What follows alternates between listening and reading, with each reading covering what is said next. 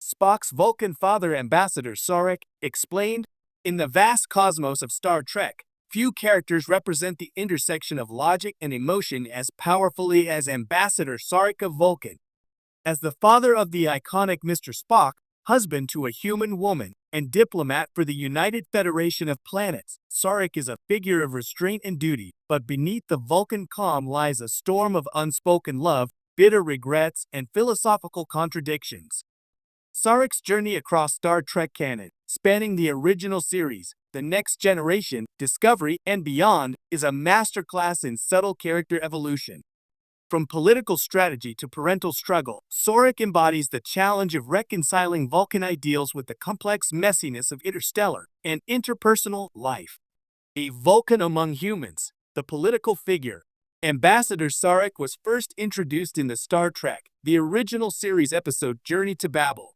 Played with austere grace by Mark Leonard, Sarek immediately stood apart from other Vulcans. He wasn't just a representative of Vulcan logic, he was a diplomat navigating the chaotic arena of galactic politics, often balancing conflicting interests while maintaining Vulcan decorum. Sarek was instrumental in founding the United Federation of Planets, a coalition built on unity, diversity, and shared values. The fact that a Vulcan, a member of a species known for isolationist tendencies and emotional suppression, would help build a multicultural alliance is itself remarkable. Sarek's dedication to the Federation was so absolute that it frequently came at the cost of his personal relationships. His work defined his life, sometimes more than his own family. Throughout his career, Sarek was a constant in Federation politics. Whether debating the admission of new member worlds, advocating peace with the Klingons, or confronting the Romulans, his calm, unwavering logic became the foundation of diplomatic trust. He wasn't merely a figurehead. He shaped policy, brokered peace, and embodied the dream of coexistence. The human factor. Sarek and Amanda. Sarek's marriage to Amanda Grayson, a human schoolteacher from Earth, was controversial both on Vulcan and in wider galactic circles. While Vulcans have occasionally taken human partners, typically for strategic or diplomatic reasons, Sarek and Amanda's union was uniquely intimate and heartfelt. Amanda brought warmth and emotional intelligence to the relationship. She understood Vulcan culture and accepted the limits of Sarek's emotional expression, but she never stopped advocating for her son's right to be both human and Vulcan. Their marriage was one of mutual respect, but also strained, particularly over how to raise Spock. For all his adherence to Vulcan ideals, Sarek's decision to marry a human suggests that logic alone did not define him. Deep down, Sarek valued diversity and believed in integration, not just politically, but personally. In Amanda, he found a partner who challenged his rigidity and added emotional texture to his life, even if he often struggled to express appreciation. Fatherhood and failure. The rift with Spock. Perhaps the most compelling thread in Sarek's story is his complex relationship with his son, Spock. From the beginning, it was fraught with tension. Sarek wanted Spock to attend the Vulcan Science Academy, a prestigious institution reflecting centuries of Vulcan heritage. But Spock rejected this path, choosing instead to join Starfleet, a symbol of human idealism and perceived chaos. The rift between father and son lasted for 18 years. During that time, they barely spoke. Sarek disapproved of Spock's decision not because of hatred, but because he believed Spock was rejecting Vulcan culture and turning his back on the logic that defined their family. In truth, Spock was forging his own identity, balancing the cold logic of his father's people with the compassionate curiosity of his mother's. The unspoken pain between them was palpable. Episodes like Journey to Babel reveal that Sarek cared deeply for Spock, going so far as to risk his life during a heart condition to maintain political appearances. But Vulcans do not express love as humans do. For Sarek, love was shown through silent sacrifice, not sentiment. This unresolved conflict would persist across decades, influencing how Spock viewed himself, his place in Starfleet, and even his own capacity for relationships.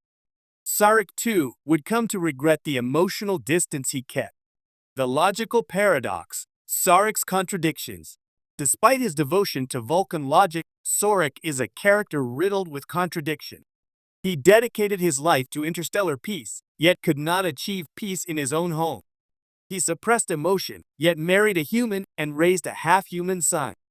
He spoke of logic, yet his actions often revealed a passionate commitment to ideals that transcended pure rationality.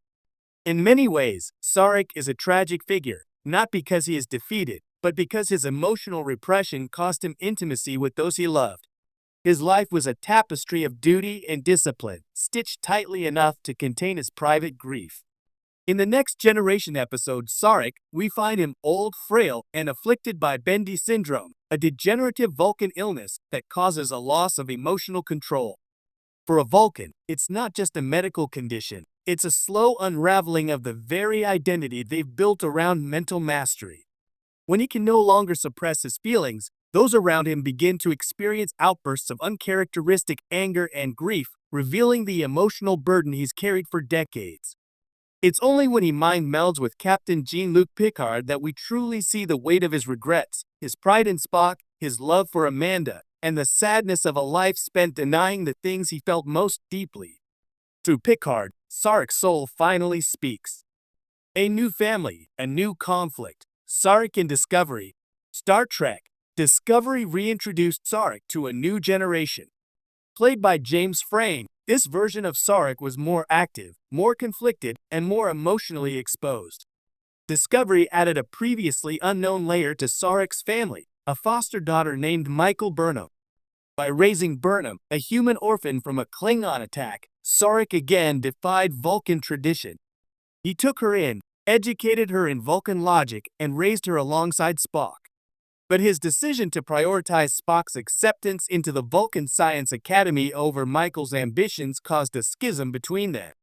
Once again, Sarek's efforts to uphold Vulcan principles strained his family ties.